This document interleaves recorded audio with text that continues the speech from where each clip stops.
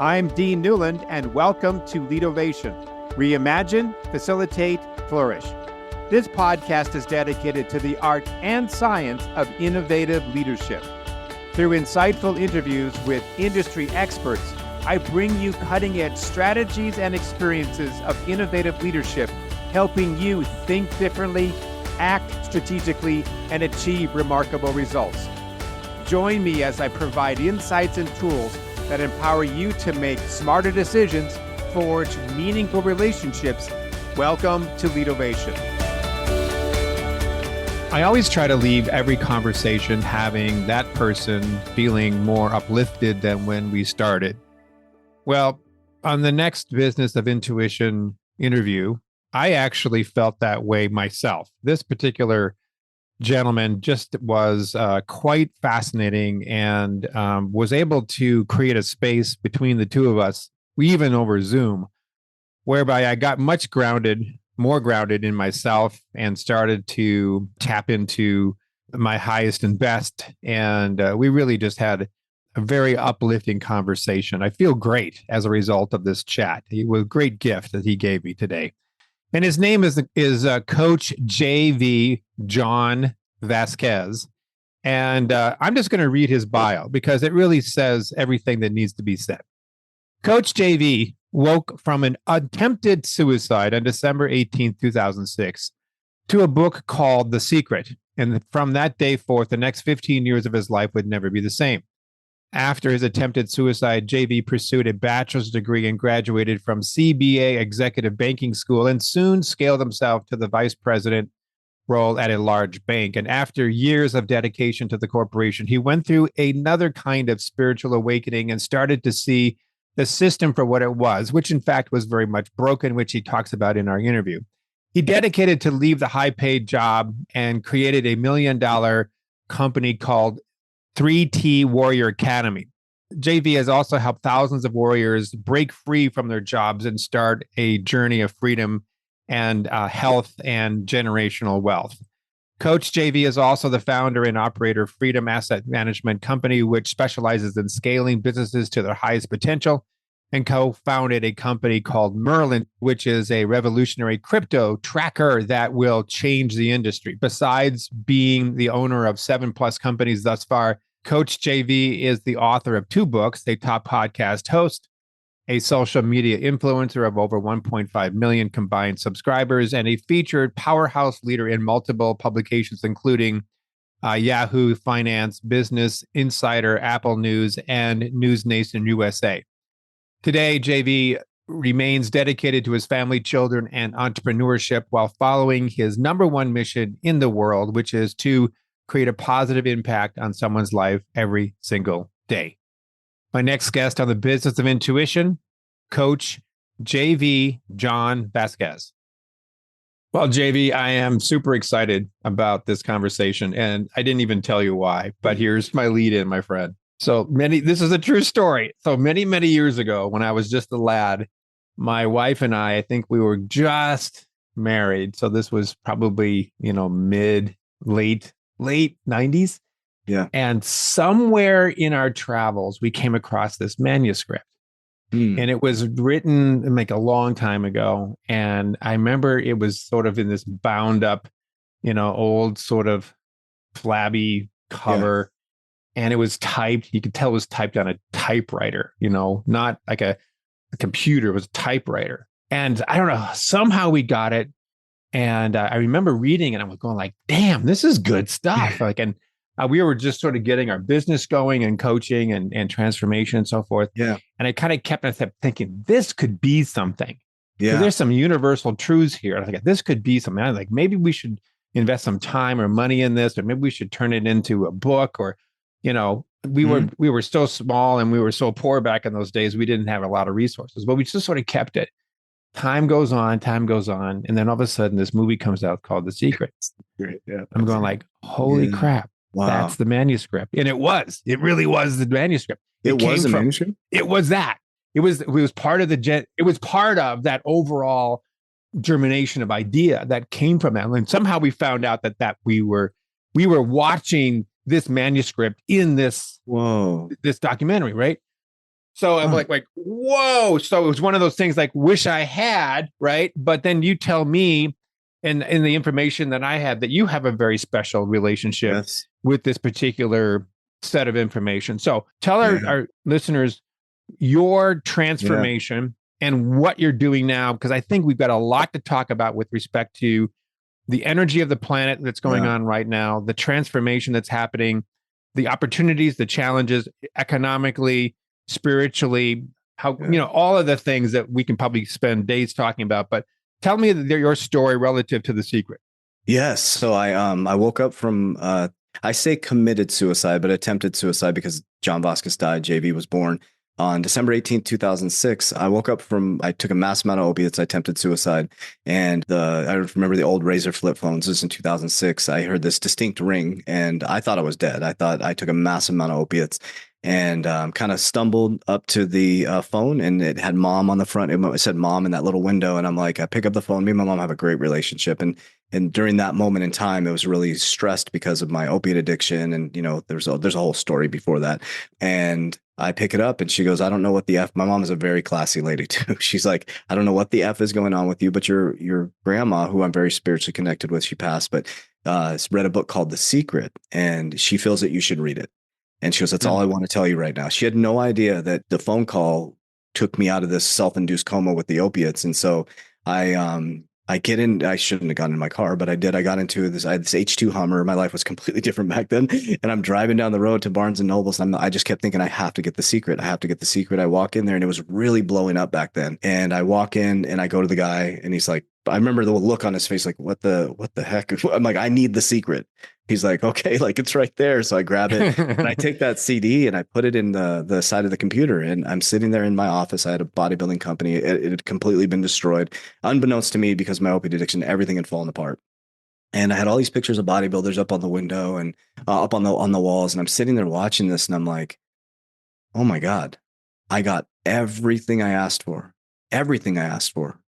I created this reality all the way to my suicide. I wanted to be famous so bad. I wanted to be in bodybuilding magazines. I wanted to be seen. I wanted edification. Well, guess what came with that? In the environment I was in, everything I asked for, I got. And I was like, holy crap, this works. What if I reverse engineer it? And I said, because now here I am.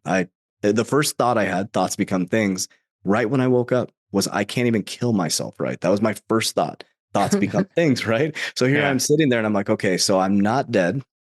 I can't take care of my 3-year-old daughter. I'm getting evicted from my apartment. I failed at trying to kill myself. And I'm like, the only option I have is to reframe this brain. And so I watched it over and over again. And I'm like, and I looked around, I'm like, wow, I did create all this. So, and there's a whole story behind it. I was getting evicted from my apartment. I'm losing everything. The business was done. We shut it down. And so I just started doing I am affirmations. Like, I am powerful. I am strong. I am worthy. At the same time, I'm rehabbing myself off of drugs, 2 weeks in an apartment, just throwing up, trying to get back on track. And I remember sitting there 2 weeks into it, and I got on the edge of the bed. I don't remember what it felt like to feel normal anymore, if anybody's had addictions or anything like that. And I remember sitting on the edge of my bed. I woke up. I didn't have a headache. My mind felt kind of clear. And I'm like, I feel normal. Like, I feel okay. And I remember walking outside, and I had some stuff that happened to me as a child that caused a lot of this trauma. And so I was kind of living outside of my own body up until 31 years old. Right. And so I'm walking outside, and I remember going for a walk, and it makes me smile, man. I was like, that's a pretty flower. And I'm like, did I just say that's a pretty flower? Like, I was like, those are pretty flowers. And I'm like, I started to see through different lens. I started to see colors differently.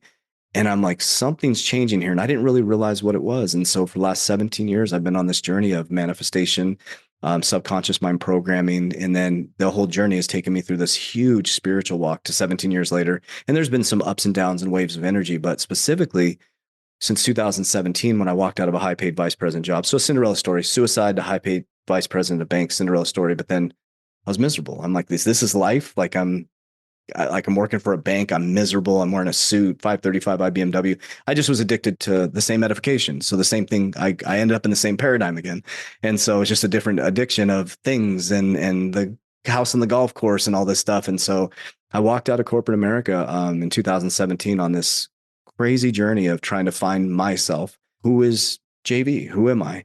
And for the last 4 years, I've really tapped into tuning what really manifestation is, connecting the heart brain coherence and through spirituality, I truly believe that Christ Jesus, Yeshua, Jesus Christ, whatever his name is, Yeshua, was teaching the secret. I really, Mm, mm, really in my heart of heart believes that. And I've been on this journey. And that's what I study on a daily basis, is understanding Yeshua's true teachings of where he came to show us how great we were, not how great he was. And I'll leave it there. And mm. my life is completely different now. I, own equity in 7 companies, three 7-figure ecosystems, financially free, spiritually free, mentally free, great relationship with my daughter, who was 3 years old when, I put her through a horrible life her first 4 years of her life. And we have the greatest relationship. She's 20 years old. She's a wonderful human being. She believes in the secret. She believes in Christ. And yeah, that's a Reader's Digest version. There's a lot of ups and downs in that 17 years, but now here we are. So And go back to the book, just because there are maybe some people here who don't know it or haven't seen the movie. mhm, In a relatively short answer, mhm. what is the secret? Yeah, well, it's Think and Grow Rich got it too. The first word is think and grow rich, right? Remastered in 1939. And I think he was hiding the secret in the first word, think, is that everything begins with a thought, consciousness. And so all things that are happening in our physical reality are a manifestation of thoughts held for a long enough period of time to access that level of frequency. And once you hold that frequency, the reality comes into fruition. And so I feel that the secret is a great start to understand how humanity operates and how the mind operates, that, no thing can be created without thought. Everything. And I can prove it to people. I mean, us sitting here, our parents had to think about coming together. This microphone I'm speaking into, somebody had to think about it. There's nothing within this universe that didn't begin with consciousness. And so when you can conceptually realize that, you can look at your life. And I always say outside of adult care, because I know the things that happened to me inside of adult care were things that messed with my thought process, therefore changed my reality. So You once mean I childhood? childhood, yep. So when I was a child, people were thinking for me, right? They were creating my environment, creating my belief systems. What is wealth? What is not wealth? What is God? What is not God? So I was being taught this stuff, instead of intuitively knowing who I truly am. And I truly believe now that 17 years of study, and this is my whole life's mission, is that we already know who we are. We're just peeling back the layers to remember, because all consciousness always has existed and always has been and always will be. God is always has been and always will be. And so now the understanding of the secret is so deep to me now. So when I look at somebody's life, I'm like, wow, this is so often I do this. It's an activity we do. It's like every Monday I go sit in my backyard and I stop and I let reality collapse. And when it stops, I look around. I'm like, wow, look at everything I created, good, bad, and indifferent. My relationships, my finances, the car that I drive. And I'm like, and then I analyze, is there anything within my reality that I want to change? And if I want to change that, I ask myself, well, why? Why do I want to change that? Okay. If I want something different, then I need to connect to the field in thought, because it's always thought first. Connect to the field if it already exists. The feeling, right? And I think that's kind of maybe what the secret might have missed, where a lot of people, I mean, I think over 1 billion people that access the secret, I think something crazy like that. And if people really understood that it's about the feeling, right? It's like the feeling connecting to the field, because the field is what pulls it to us. It's not just the thought, it's a thought connected with the heart, which, goes out. Which comes first, though? I've had this discussion with my wife sometimes. Great Does question. feeling create the thought, or does thought create the feeling, or string theory kind of universe, do they happen simultaneously? Simultaneously. That's what I believe. I believe that, well, it's a great question. It's because if you're thinking in the past, right? Because you can't go backwards in time. Like, well, time, this is something that time doesn't exist. We created time, the clock, right? So all Right. things are happening right now. So if I'm sitting here thinking about my suicide and talking about it, my body doesn't know that that's not happening. It's physically going through the experience. And if I start to talk about my daughter, which is really hard to do during that time, I'll start crying, because I'm able to. So that's presence, right? I'm bringing that back into the present reality. And if I continue to Right. put it up as my narrative, then guess what will happen? My reticular activating system thinks that that's what I want within my current paradigm. Then if I'm stressed about my finances in the future, I'm a manifestation expert, because I'm manifesting to my reticular activating system that things are not going to work out in the future. So it's going to give me 100% of what I want all the time. So if I'm worried about the past, I'm depressed. I'm thinking about the future, I have anxiety. My present moment will constantly just repeat itself. And I believe that's why Jesus said the devil's a prince of the earth, because he keeps us trapped in a time space reality where we keep repeating cycles. Why? Why do we? Why? Why do we repeat cycles? Yes. Yes, because of that, because we're not present. Because what we're doing is we're focused on this time-space reality where things have to fit into this box in a line, which nothing in nature fits in a line. Everything is a wave of energy. Everything's a wave of energy. So for example, I'll give you an example. We're waiting for Trump to come back to save America. That's what a lot of people are waiting for, right? But Trump, when I wake up tomorrow, Trump doesn't make me go to the gym. Trump doesn't make me fast. Trump doesn't, monitor my text messages. I'm being ethical and moral. He doesn't monitor, am I going to do my Zoom calls today? He doesn't do anything. He doesn't help me do anything that's done in darkness that comes to light. So Trump coming back does nothing for me other than change the rules within America, taxes, things like that. And everybody's waiting for this time, like November 4th, everything's going to change. No, everything changes when you change. Agreed. And so I think, so that's why, is because we keep repeating the same cycles in humanity. And that's where we're at again. We're doing the same thing. This has happened in the Roman days. This happened in Jesus' timeline. I agree. I remember thinking about during COVID. Sorry for interrupting here, Jay, but Great. COVID made me think, like, here we are, 2019. We're really doing quite well overall as a society when it comes to the economics and so forth. COVID hits, everybody gets into lockdown. We spend all this money, but the conversation was like, we can't wait to go back to the way it was. Mm-hmm. And I kept thinking, like, wait a minute, we're missing the opportunity of what it is. I mean, Yes. what are we here to do? What are we here to learn? Instead of like just sort of trying to muscle our way through this time to go back to a thing that we had before, like, what's the opportunity now? Mm-hmm. And I think you're right. And we don't teach history. We don't think about, we do keep repeating history all the time, but we do it unconsciously. Mm-hmm. And so I guess I love where this is going, and my mind is thinking about things like free will. Is it complete free will, or is there something called karma? And is karma also a function of free will, or is it something that's more existential? Are we in a cause and effect universe whereby, whether it be this lifetime or lifetime before, that we are paying whatever we had done in the past today for something that could have happened when we were kids or maybe in a prior lifetime?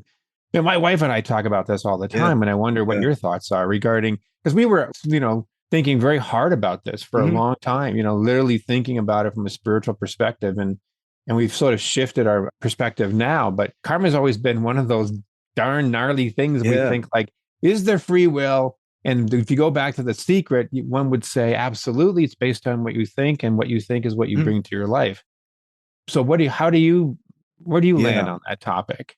Yeah, I think, of course, I think everybody's right. I think everybody's right. Like, all religions are right because, well, what you believe is your truth. And so that's why I don't argue with people when I speak my truth about Christ, because let me just take it from a personal perspective on how I used free will and how my life has changed, right? So I think my free will is causing my karma.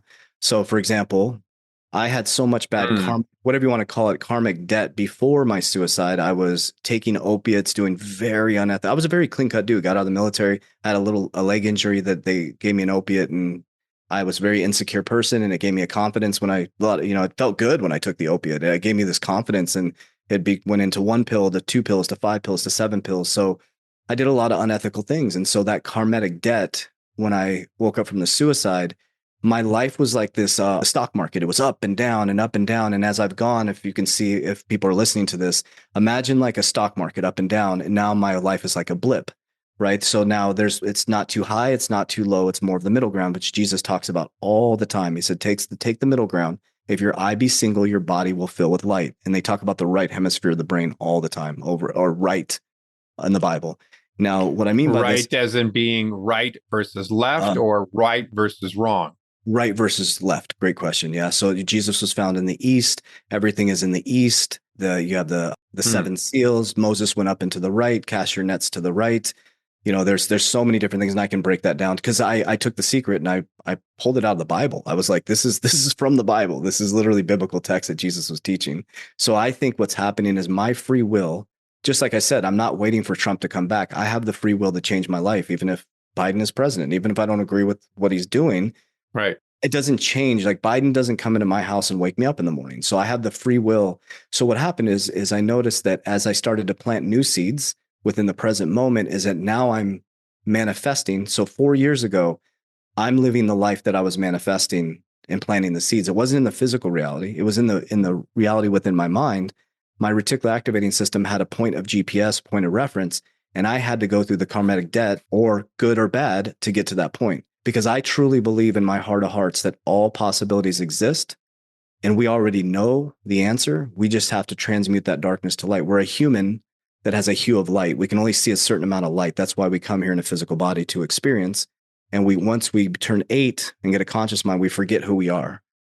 And we spend the rest of our 8 to 80 trying to remember who we are. Then we get to 80 and then we're like, oh shit, I should have loved more. I shouldn't have worked so much. I should have spent more time with my kids. Forgive people. And so from 8 to 80, we get it all screwed up. And we live deep in the left hemisphere of the brain, which is facts, figures, numbers, logic, straight lines, time-based reality. I got to get this next position. I need to be a millionaire. I need to do all this stuff. And that's just all stuff. It's just all stuff. It doesn't ever change anything.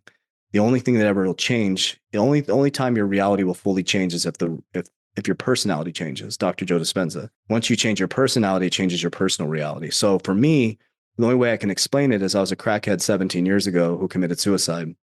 And now 17 years, I'll explain it in this story. So in 2000, I'm actually heading to Peru for 14 days coming up very soon. I go there twice a year and I go sit in a garden in Peru. And I was sitting there and I had this really neat experience. And it wasn't, I didn't see it physically. It was more energetically. And so I was sitting there and I felt like the richest man in the world. I have food, I have shelter, I have a great relationship with my kids, I have a great relationship with my ex-wives, I have a great partner, life is really good, businesses are good, and I'm sitting in the garden in Peru in the most beautiful place in the world that I go every year. And I looked over and I saw this energetic field of myself 17 years ago dragging my daughter through crack houses, 3 years old, in dirty diapers, trying to get drugs like that. That's how bad of a father I was. And I'm like, then I paused for a moment. I'm like, wait a minute. As I'm sitting here in the highest level frequency that I've ever been in for me personally, there's a guy right now or gal dragging their child through a crack house. I'm like, what's the difference? That field exists still. Mm-hmm. That field, I'm just operating in a different field. I'm like, how did I get to this field though? What I did is I changed my thoughts, connected to the field. I did disciplined, consistent activities for a long enough period of time to access that frequency. And I had to hold on to it. I couldn't go back down to the old frequency. I had to hold on to it long enough to become my reality, my new baseline. Once I created a new reality, then I focused on a new reality that I wanted, that I knew was possible. And then I figured out what's the feeling, then what are the activities? And once I get to that new baseline, so now I'm at a new baseline, wealth-wise, spiritually, mentally, and physically. And now I'm focused on the place where I want to be. Now I'm not there yet, and I don't really know how to get there yet, but I know all possibilities exist. So now what I'm operating in is pulling life to me instead of going after life. So I'm present within this moment with you right now on the podcast, and I'm allowing life to pull to me because I know that I planted the seeds in the past. So the things that's being presented to me, even if it's, I had something happen this morning that was like, oh, okay. And I was able to go back in the cause and effect. I did this that caused this. So therefore I deserve that. And I was like, okay, it's not that big of a deal. So what can I do differently to manifest something different? So yeah, I think free will is causing the karmatic debt because it's based on your decisions. Like you can't outwork or outsmart the seed you planted from yesterday. A farmer can't do that. Yeah. Yeah. You talk about different fields and different energies within each field. And you referenced the field of what you were experiencing when you were a drug addict and your daughter and so forth. And that field still exists today because you can reference it, but also others are obviously experiencing that. Yeah. And I think about this idea that you'd mentioned where, we are really being told how to think up until a certain age, which is probably about 8. I think you are probably accurate in that way. I had a friend of mine describe this as he used the word entelechy as a Greek word, and he has a company that uses that same word. And entelechy basically means potential. It is that divine potential of any sort of sentient being or even something in nature, like an acorn. The entelechy of that is a fully grown tree. The entelechy of a baby is a fully grown human being. But society and norms and other fields of energy can start to become barriers to that God-given divine light, right? That gets in the way of that. And so here we are, in our 30s, 40s, 50s, 60s, 70s, whatever our age is, and we've been living in a sort of world whereby our field in which we have been habitating may not necessarily be our highest and best, right? Yeah. And so I'm wanting to ask you about how, what's your sense about the current field that a Mm. lot of us are in? I sense a lot of fear porn. I sense that Mm. there's also on the other side that the veil is very, very thin Yes. between the spiritual and the physical. I Yeah. don't know what it is, but for some reason I can tap into stuff that I never could Yeah. tap into without a lot of meditating. Like, Jesus, why am That's I right. not getting this? And like Yeah. these days, I'm like going, bing, and there it is. It just doesn't Yes. take much time. My wife is very, very Yeah. advanced when it comes to these skills, and she's like picking up stuff all the time. And so I guess where I'm going with that is, maybe pulling back on your experience of The Secret and so forth is, how do we get to that next field, a Yeah. field that is higher vibration than we are now? I think you've already said it, but I want you to say it again. I think it has to Yeah. do with intentionality and thought, but say Yeah. more.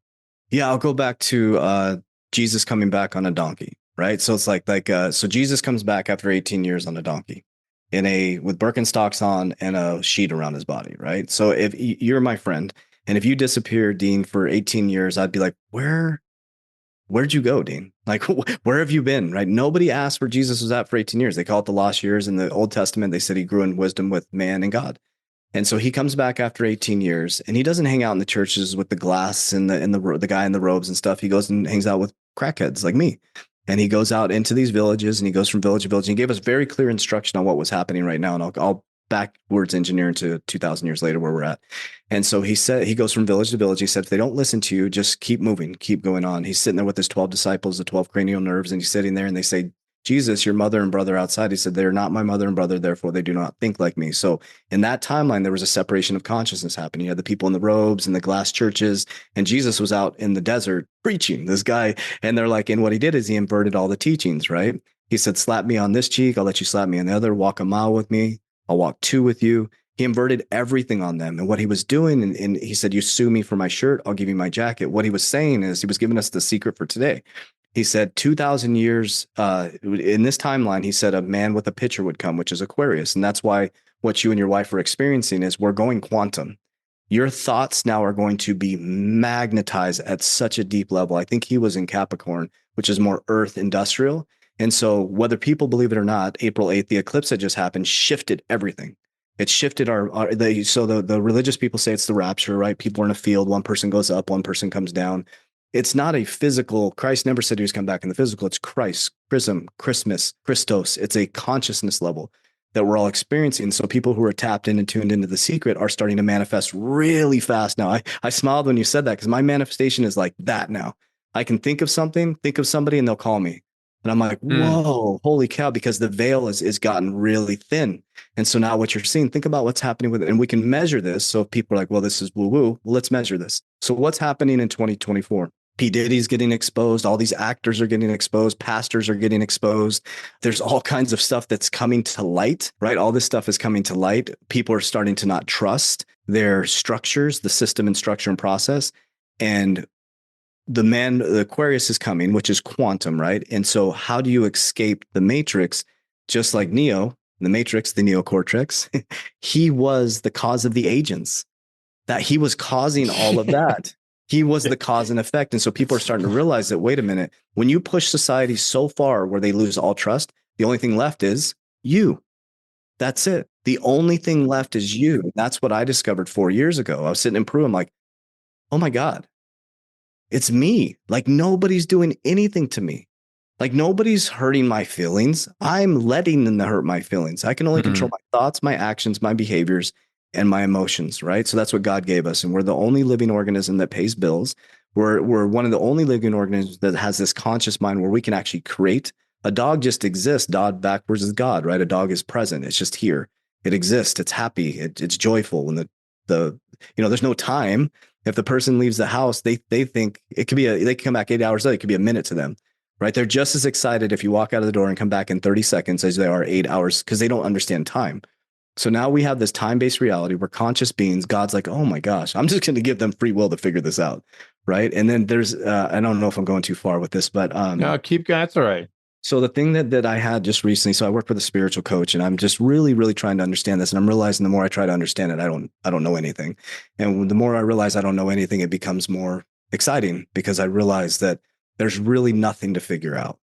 There's nothing to figure out. You're awesome. I'm awesome. Everything else outside of that is an opinion. That's it. It's just an opinion. You're awesome. You're made in the likeness and image of God. I'm made in the likeness and image of God. We're amazing human beings. Everything else is an opinion. Period. The end. Like there's no, I told my daughter that. I'm like, anything outside of you're awesome is an opinion. Period. The end.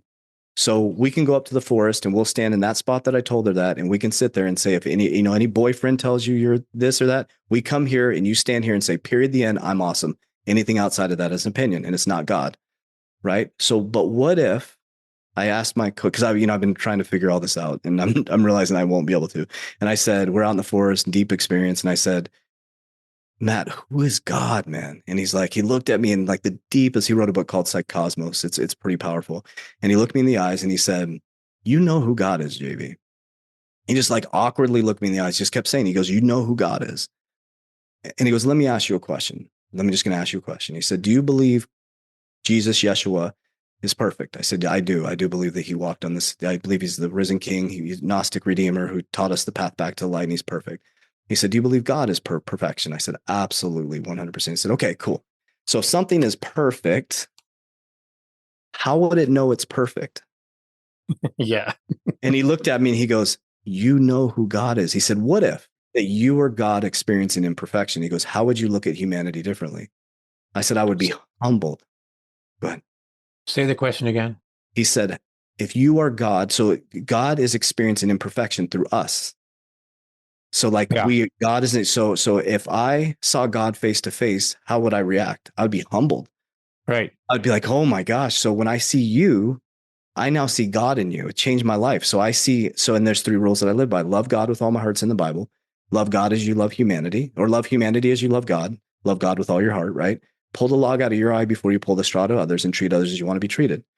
So if you're God experiencing imperfection, then I'm going to love you with all my heart unconditionally. Because if I see God in you, I can't hate you. Right.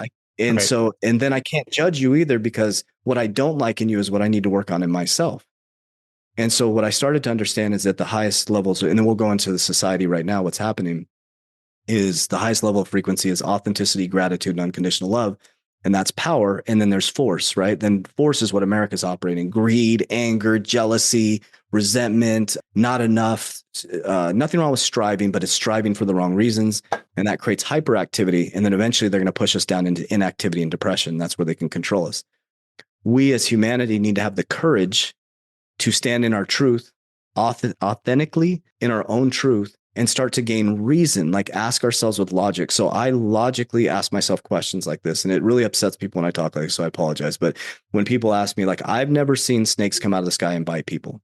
Okay. Moses parted the Red Sea. They went out in the desert. Then snakes, they lost faith. And what did God do? God said snakes to bite them right out of the sky. I've never seen snakes come out of the sky, but I have seen someone open my mind and awareness and get super excited. The Secret opened up my mind to a whole new reality. I got super excited and I'm rolling, and then all of a sudden I lose faith, and all of a sudden everything happens. I get a big IRS bill, and then I get in an accident and snakes start biting me, right? And the lower I go into that lower energy field, my life completely unravels. And then all of a sudden I get to the point of completely unraveling to desperation, and then I give it all back to God. I can't do this anymore. And then all of a sudden he brings me back. And then I have this period of peace and prosperity. That's the human experience. And everybody's fighting about their religion that is right. We're all right.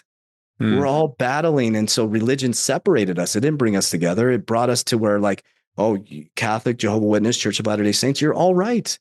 Like, get your shit together. Like figure it out, man. So like I said, you're awesome. I'm awesome. Let's go get our shit together tomorrow. All war would end, because we would be focused and we wouldn't be able to have an opinion of someone else. And if someone's focused, they don't have an opinion. If you don't have an opinion, you don't have an enemy. Right? Your enemy is you. Jesus was like, it's you. You're the enemy. A couple of quick questions here that makes me think about. One, do we have to have a God? There's so much that we've been talking about here today, which with respect to the secret, intentionality, getting to a higher level of vibration. God is us. We are connected to the all that is. And then you've mentioned a guide, essentially Jesus or other types of people who have walked the earth, who have had a message. Yeah. And so do we need the guide, or is the guide us? Does the guide just simply remind us that we are our own guide? Or in some religious perspectives, one would say you can't reach the higher level of vibration until you have a guide that will help you get there. And there's a lot of religions, a lot of spiritual paths will go into that. Gurus and so forth will say, follow me, I will get you through these different lower vibrational levels. So what's your sense on that? What's your perspective? I love that. And I go back to Yeshua, Jesus, because he never said, follow me. He was the opposite of all these gurus. He was like, he never said that he was our master. We called him master. We called him Rabboni. He came here to show us how great we were. He said, don't follow me, follow you. Tap in and tune in. He gave us the hint. He said, take the middle ground. If your eye be single, Third eye. your third eye will fill with light. Jacob saw God face to face. He called it pineal.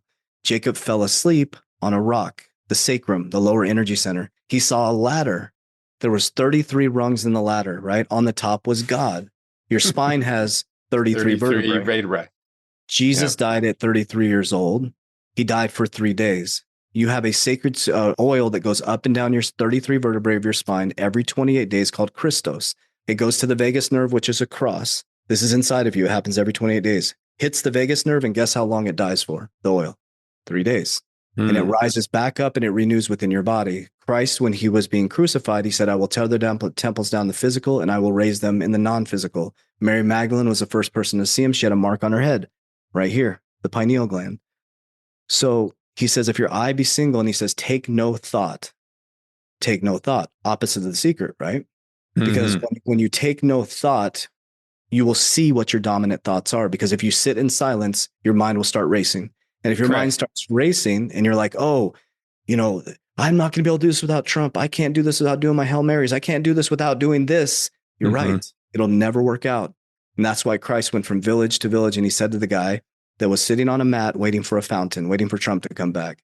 And he goes up to the guy on the mat that was paralyzed. People are jumping over him. He says, do you want to be healed? The guy says, yes. I'm paraphrasing. And the guy's like, yes. He goes, pick up your mat and walk, dude. Get out of here. And they're all like, he's saving. Jesus like, I'm not saving you. He's like, you're saving yourself. And until you believe, until you pray from your heart, if you take the word heart and you scramble it, it's earth. We're the same as the earth. The earth can't live without the sun. You can't live without the divine feminine, divine masculine. The sun is masculine. The earth is feminine, right? We need the sun to give the photosynthesis to the earth. We're the same as the earth. If you scramble the word heart, the earth is the center of our universe. Right. And it knows what to do. The animals know what to do. The sunflowers turn towards the east. And then the younger sunflowers follow the sun. And what do? We look everything. I feel that's what Jesus was teaching, is that they externalized him and they made us chase this imperfection that doesn't exist. And they made us feel like sinners, which lowers your frequency. And as you lower your frequency, you can't operate in the secret because your thoughts are all messed up. So wait, talk about that. You just passed over something about being the sinners and original sin and how a lot of religions will teach us that and therefore reinforce it. And then you get into the whole, the whole power structure of a church that might even reinforce that even further, which I think in some ways what we have been taught over years and years and years and years is that we are sinful and that we do have shame in our life and that we are constantly trying to avoid that shame by striving for something beyond that without being in the present. So go back to this comment about sinner and how this relates into this whole idea about manifestation and intentionality and being at a higher vibrational level. How can you go to a higher vibrational level if you agree with original sin? You're stuck, man. That's the devil. You are stuck. So is that a mental paradigm by which that's holding us back? Yeah, Jesus told us when they asked him who in the Old Testament God was the world, right? And then when they asked Jesus in the New Testament, he said the devil is the prince of the earth. And there's a Sandra Moody picture that's the most expensive picture in the world where Jesus is standing up straight, chest proud, chin up. He's in emptiness. He's pointing up like this. And in his left hand, it looks like a world. It's like a ball, right? And the hint is in that picture. That's why it's the most expensive picture in the world. In between there is his heart. He says, be in the world, not of the world. And to ascend out of the world is through your heart, the earth, right? you go into the earth.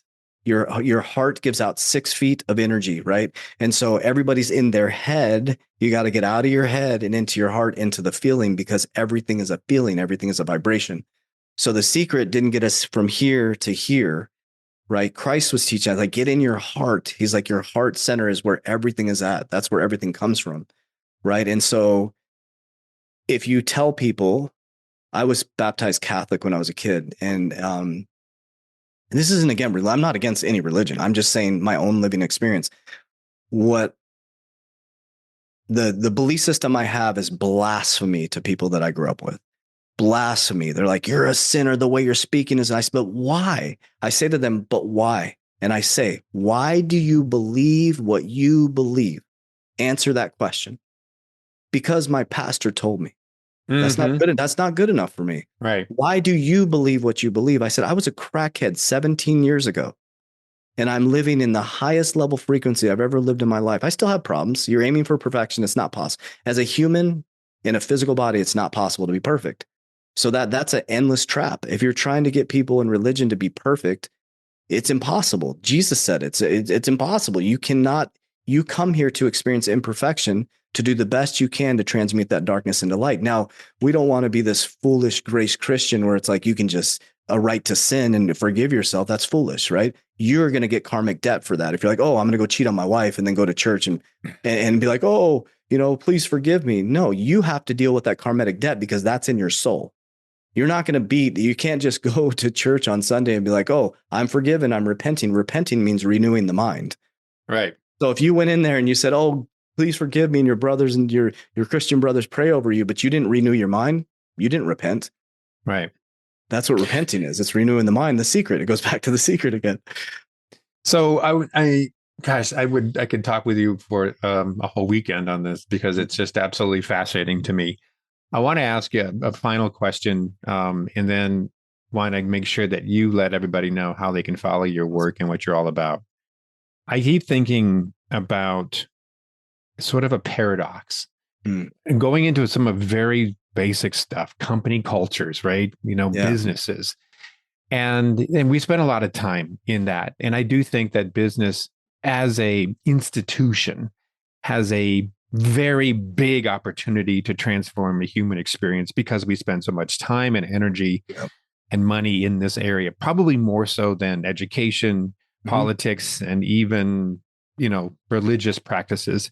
Because of that very nature of even just the time we spend in there alone is sort of my idea on that.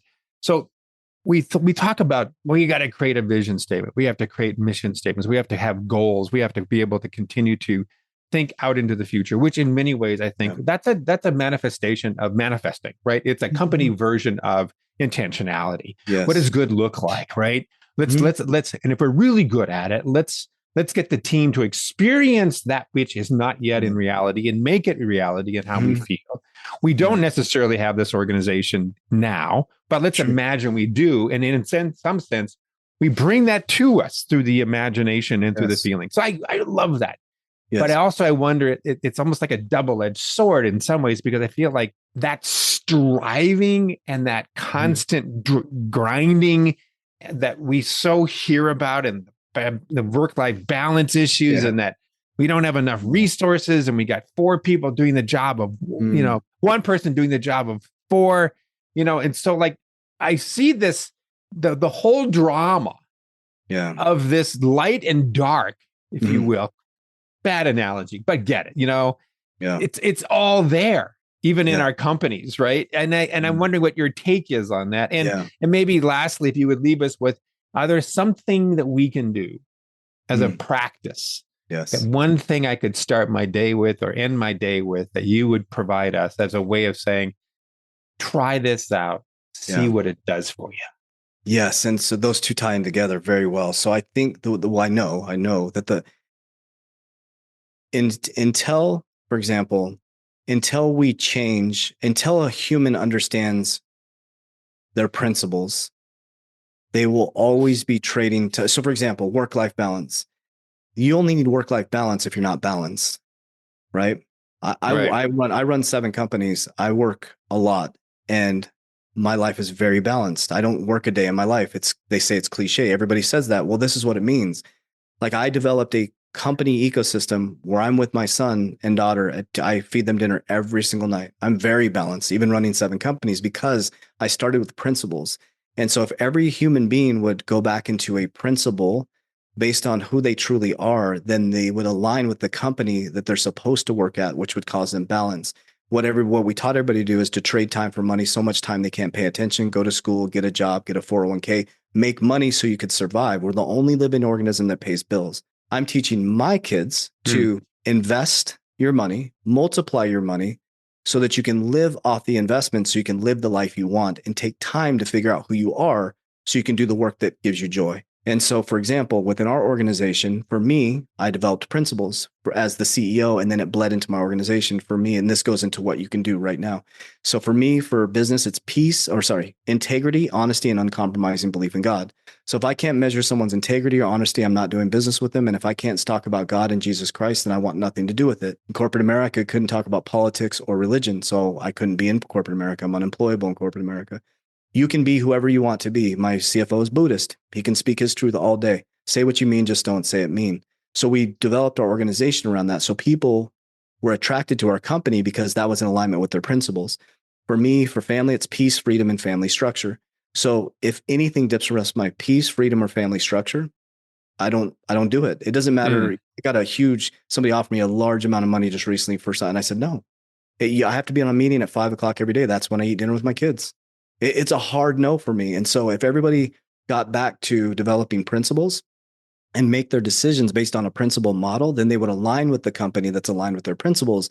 And then everybody would stop trading time for money, and they'd be using their time to create resources. And so if we took everybody in a field, all of humanity, and we said, look, guys, listen, there's no money left. We would go build houses with the trees, and we would eat off. And this sounds hippy dippy, but it's true. We would go get fruit trees. Like my daughter, when she was little, we were driving around one day and she said, Dad, Jesus said, get in the kingdom of heaven would be like these children. She goes, Dad, why are people starving? And I said, what do you mean? She goes, isn't there fruit trees? Like you can just go get fruit off a tree. She goes, why do they take the apple and put it in a store, and then I got to go pay for the apple? And I'm like, it's something to contemplate. Yeah. Something to contemplate. And so, so developing principles is really, and then running all your decisions through that principle model, which will help you with your free will and your karmic debt. Good. I think that's a great way to kind of tie off on this. This has really been awesome. How can people follow you? Great. Thank you for that. If you go into, just type in, I've made it easy. We hashtagged everything. So if you type in Coach Junior Varsity JV, don't Junior Varsity, but JV, JV, all my stuff will come up. My 3T Warrior Academy, all my podcasts, YouTube channel, Coach JV will pull up everything that I do. So awesome. Yeah. It's been a real pleasure getting to spend time with you. Thank you so much. Thank you. I appreciate you. It's been great. Thank you for listening to Leadervation with Dean Newland. If you enjoyed the show, please subscribe, rate, and review on Apple Podcasts, Spotify, or wherever you get your podcasts. If you'd like to learn more about Dean or Mission Facilitators Leadership, go to mfileadership.com. That's mfileadership.com, or check the show notes. Reimagine, facilitate, flourish. Transform your leadership success with Leadervation.